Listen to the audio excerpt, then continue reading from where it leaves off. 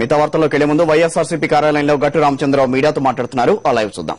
జగన్మోహన్ రెడ్డి అభిమన్యుడు కాదు, అర్జునుడు అనే విషయం గుర్తుపెట్టుకోవాలి. ఈ పద్మవ్యూహాన్ని ఛేదించడం వైఎస్ఆర్ కాంగ్రెస్ పార్టీకి తెలుసు. ప్రధానంగా జనానికి డబ్బులిచ్చి జనాన్ని తీసుకొస్తుందని ఓదార్పు ప్రారంభంలోనే ప్రచారం చేశారు. లేదు సింపత్తో వస్తుందని కొన్నాళ్ళు ప్రచారం చేశారు. జనే తప్ప ఓట్లు రావని చెప్పారు. కడప ఎన్నికల తర్వాత, కోవూరు ఎన్నికల తర్వాత ఆ ప్రచారాన్ని మానుకున్నారు. కులాన్ని ప్రస్తావించారు, మతాన్ని ప్రస్తావించారు, రకరకాల రాజకీయ విన్యాసాలన్నీ చేసి చివరికి జగన్మోహన్ రెడ్డి గారు హంతకుడని, హంతకులతో సంబంధాలని, రాష్ట్రంలో విధ్వంసాన్ని సృష్టించబోతుందని ఒక తప్పుడు ప్రచారాన్ని ప్రజలకు తీసుకుపోయే ప్రయత్నం చేస్తా ఉన్నారు. ప్రజలు ఎన్నిసార్లు వాళ్ళ అబద్దాలను తిరస్కరించినా, మీరే అబద్దాల కోర్లు, అనవసరంగా జగన్మోహన్ రెడ్డి గారిని ఎందుకు ప్రచారం చేస్తారని తీర్పు ద్వారా తెలియజేసిన చెవులు కళ్ళు రెండు మూసుకొని నోరు మాత్రమే తెరుచుకొని రాష్ట్ర వ్యాప్తంగా తిరుగుతున్న పరిస్థితి కనపడుతా ఉంది వీళ్ళది. నేను తెలుగుదేశం పార్టీ వాళ్ళకు ఒక మాట చెప్తా ఉన్నాను. జగన్మోహన్ రెడ్డి గారు 28వ తారీఖు తర్వాత విధ్వంసానికి పాల్పడడానికి బాంబులను తయారు చేసుకొని వస్తా ఉండట. బాంబుల చరిత్ర మీదే కదనయ్యా.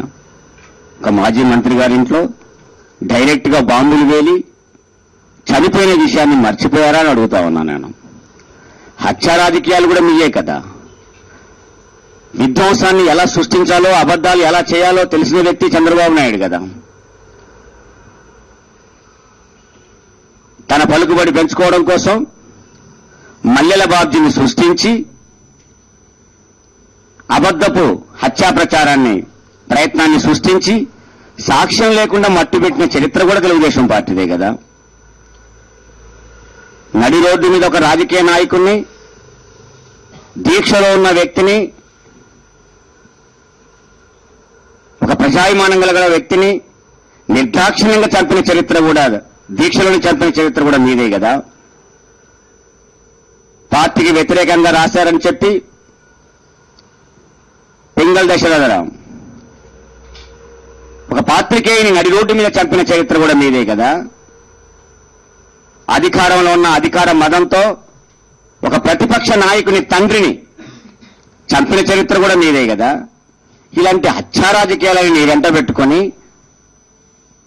కుంభకోణాలకు మూల పురుషుడిగా ఉండి స్టాంపుల కుంభకోణం కాడ మొదలు పెడితే, 500 రూపాయల నోట్ల దొంగ నోట్ల దగ్గర మొదలు పెడితే వీళ్ళందరితో సంబంధాలు కలిగిన వ్యక్తి నువ్వే కదా. ఇవన్నీ మర్చిపోమ్మని ప్రజలకు చెప్పి జగన్మోహన్ రెడ్డి గారి మీద ఇవన్నీ రుద్దే ప్రయత్నం చేసుకుంటూ తిరుగుతా ఉంది చంద్రబాబు నాయుడు. ఇక మిగతా ముగ్గురు చూస్తే మహాత్మా గాంధీ గారి కోతులు 3 కనపడుతుండేటి. చెడు వినొద్దు, చెడు కనొద్దు, చెడు మాట్లాడొద్దు అని. కానీ సోనియా గాంధీ గారి ఈ 3 కోతులు మాత్రం చెడు మాత్రమే వింటున్నాయి, చెడు మాత్రమే మాట్లాడుతూ ఉన్నాయి, చెడును మాత్రమే చూసుకుంటూ తిరుగుతూ ఉన్నాయి. వారికి మరొకటి కనపడడం లేదు. ఉప ఎన్నికలలో అధికార పక్షం కానీ, ప్రధాన ప్రతిపక్షం కానీ, మేము అధికారంలో ఉన్న ఈ 3 సంవత్సరాలలో ఈ మంచి పనులు మేము చేశాము, మాకు ఓట్లేయండి అని కానీ, లేదు ఈ ముఖ్యమంత్రి గారు వచ్చిన తర్వాత ఈ పనులు జరగడం లేదు, మాకు ఓటేయమని ప్రతిపక్షం కానీ, అటు తెలుగుదేశం పార్టీ ప్రభుత్వం యొక్క వైఫల్యాలను చూపెట్టి ఓట్లాడడం లేదు, ఇటు అధికారంలో ఉన్న పార్టీ మేము చేసిన మంచి పనులకి మాకు ఓట్లేయమని అడగడం లేదు. ఇద్దరు కలిసి ఇంట్లో మాట్లాడుకున్నట్టుగా బయటికి వెళ్ళి ఒకటే మాట మాట్లాడుతున్నారు, జగన్మోహన్ రెడ్డి గారు, జగన్మోహన్ రెడ్డి గారు, జగన్మోహన్ రెడ్డి గారు. అంటే రాష్ట్ర ప్రజలు ఇన్ని కోట్ల మంది, 8 కోట్ల మంది ప్రజలు ఎదురు చూస్తూ ఉంటే, వాళ్ళ సమస్యలు పరిష్కరించమని అడుగుతూ ఉంటే, పరిష్కరించాల్సిన అధికార పార్టీ కానీ, సమస్యలను వెలికితీసి పోరాడాల్సిన అధికార పక్షం కానీ ఇవేమీ మాట్లాడని పరిస్థితి. ఈరోజు ఎన్నికలు జగన్మోహన్ రెడ్డి గారి స్వార్థంతో వచ్చినాయి అని ఒక ఆయన అంటాడు. ఎమ్మెల్యేలు అమ్ముడు వేయడానికి ఒక మాట అంటారు. అమ్ముడు పోతే అధికారంలో కొనుక్కోవాలి. అధికారం లేని వాళ్ళ దగ్గర పోయి ఏం చేస్తారు ఎమ్మెల్యేలు? అంటే అవిశ్వాస తీర్మానం పెట్టింది దొంగ తీర్మానం నువ్వు అంగీకరిస్తున్నావా చంద్రబాబు నేను అడుగుతా ఉన్నాను. ఆ అవిశ్వాస తీర్మానం పెట్టి నువ్వు రైతుల కోసం పెట్టలేదా నేను అడుగుతా ఉన్నాను. అవిశ్వాస తీర్మానం పెట్టినప్పుడు దానికి మద్దతు ఇస్తే వాళ్ళు పదవిని కోల్పోతే వాళ్ళు రైతుల కోసం పదవిని కోల్పోయినట్టు కాదు. కానీ నువ్వు అవిశ్వాస తీర్మానం పెట్టింది మాత్రం రైతుల కోసం, దానికి మద్దతు ఇస్తే రైతుల కోసం కాదు. ఇదేం తొందరని అడుగుతా ఉన్నా నేను. అంటే ప్రజలు చాలా అమాయకులని, ఏ చెప్తున్నా వింటారని, ప్రజల్ని తక్కువ చేసి చూసిన రాష్ట్ర నాయకులు కానీ, దేశ నాయకులు కానీ, ప్రపంచంలో కానీ ఏ నాయకుడు మిగలలేదు. సీఎం గారు చెప్తా ఉన్నాడు, ఆయన చెప్తా ఉంటే చాలా ఆశ్చర్యం అనిపిస్తుంది. పెట్టల ద్వారా జ్ఞాపకం వస్తా ఉన్నాకు. ఇంటి బంగారమే, ఇంటి ముందు బంగారమే, మా ఇంట్లో ఉన్న పిల్ల ముడి చుట్టూ బంగారమే, ఎడు చూసిన బంగారమే, కానీ నా దగ్గర ఏమీ లేదన్నట్టుంది. ఎక్కడికి ఎదిగాడంటే ఆయన ఆ రోజు ఆరోగ్యశ్రీ చెప్పింది నేను రాజశేఖర రెడ్డి గారికి నేనన్నాడు ఆ రోజు. ఈ రోజు రాజశేఖర రెడ్డి గారి కుటుంబాన్ని కాపాడింది ఆయన అంటాడు. నేనంటూ అనుకుంటున్నాను ఇంకా నయం, మోతీలాల్ నెహ్రూని రాజకీయాల్లో తీసుకొచ్చింది నేను అంటలేడు ఆయన. అసలు అమెరికాలో ఒబామాని గెలిపించింది నేను అంటలేడు. అన్ని మనం వినాల్సిన పరిస్థితి. ప్రజలు అమాయకులు వింటున్నారు అనుకుంటున్నాడు ఆయన.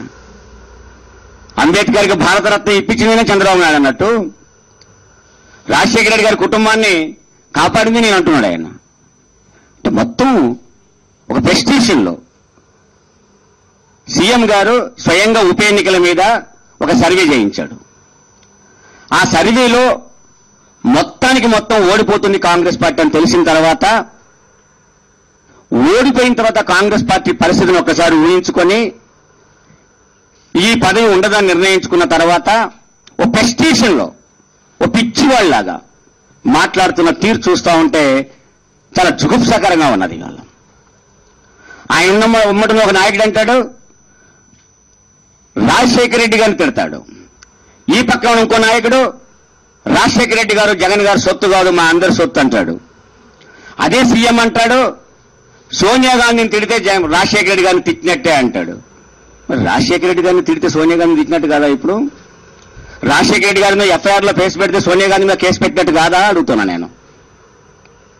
మరో నాయకుడు అంటాడు ఇలా కోట్ల రూపాయలు ఉన్నాయి పేదవాళ్ళకి ఏం చేస్తాడు అంటాడు. మరి కోటాది కోట్ల రూపాయలు ఉన్న మోతీలాల్ నెహ్రూ గారి కుటుంబం అంతా దేశానికి సేవ చేయలేదని మీరు చెప్తారా నేను అడుగుతున్నాను ఇవాళ. అంటే ఒక తప్పుడు ప్రచారాన్ని తీసుకుపోయే ప్రయత్నం చేస్తా ఉన్నాడు సీఎం గారు. ఇప్పటికీ నేను సీఎంని సూటిగా ఒక ప్రశ్న వేస్తా ఉన్నాను. నా పరిపాలనలో నేను ఈ మంచి పనులు చేశాను, నాకు ఓట్లేయండి అని ప్రజలకు అడిగే దమ్ము నీకుందని అడుగుతా ఉన్నాను. ఈ ఉప ఎన్నికలకు నేను ఛాలెంజ్ గా తీసుకుంటున్నాను. ఇది ఒక రిఫరెండమే. ఇది కనుక ఓడిపోతే నేను ముఖ్యమంత్రికి రాజీనామా చేస్తానని ఛాలెంజ్ చేసి ప్రజలకు చెప్పగలవా అని అడుగుతా ఉన్నాను. ఎదుటి వారి మీద నిందలేసే ముందు ప్రజలకు అభిమానాన్ని పొందే ప్రయత్నం చేయాలి. ఇప్పటికైనా ధైర్యం ఉంటే ఈ ఉప ఎన్నికల్ని ఛాలెంజ్ గా తీసుకుంటున్నాను చెప్పమానండి. రాజశేఖర రెడ్డి గారు ఆ మాట చెప్పాడు. గెలుపు ఓటములకు నాది బాధ్యత అన్నాడు. గెలుపు ఓటములకు నీది బాధ్యత అని ఇవాళ సీఎం గారు చెప్పగలరా అని అడుగుతా ఉన్నాను. సూటిగా అన్ని సీట్లు మేము గెలవగలుగుతాము అని ధైర్యంగా ప్రజలకు చెప్పగలవా అని అడుగుతున్నాను. 18 సీట్లలో ఫలానా సీటు మేము గెలుస్తామని చెప్పే ధైర్యం నీకుందా అంటున్నాను. ఇప్పటికైనా రెఫరెండంగా స్వీకరించి ఈ ఉప ఎన్నికల్లో నేను ఓడిపోతే రాజీనామా చేస్తానని ప్రకటించి నిలబడే ప్రయత్నం చేయమని కూడా నేను ముఖ్యమంత్రి గారిని అడుగుతా ఉన్నాను. పక్కన పిసిసి ప్రెసిడెంట్ ఢిల్లీ నుంచి గల్లీ దాకా నిన్నటి దాకా కొట్టుకొని ఈరోజు ఒక్క స్టేజ్ మీద ఉండి ఆయన కూడా నీతులు మాట్లాడుతూ ఉన్నాడు.